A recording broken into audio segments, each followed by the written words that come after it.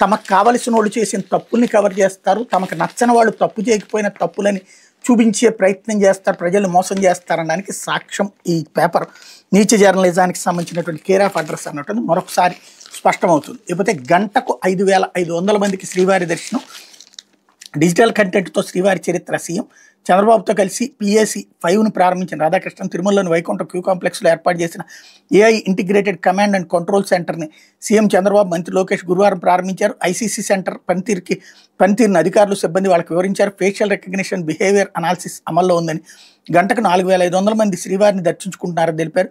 AI quantum ready analytics, machine learning సాయంతో దర్శనం కోసం ఎంతమంది వేచి ఉన్నారో గుర్తించి అందుకు అనుగుణంగా క్యూ లైన్ నిర్వహణ కోసం చర్యలు చేపడుతున్నామని వివరించారు. దీనిపై సీఎం స్పందిస్తూ గంటకు 5,000 నుంచి 5,500 మంది దర్శనం చేసుకునే అవకాశాలపై దృష్టి సారించడం ద్వారా వేచి ఉండే సమయాన్ని తగ్గించాలని సూచించారు. డిజిటల్ కంటెంట్లో శ్రీవారి చరిత్ర, కథలు, వైభవం వంటివి ప్రదర్శించేలా చర్యలు తీసుకోవాలని పేర్కొన్నారు.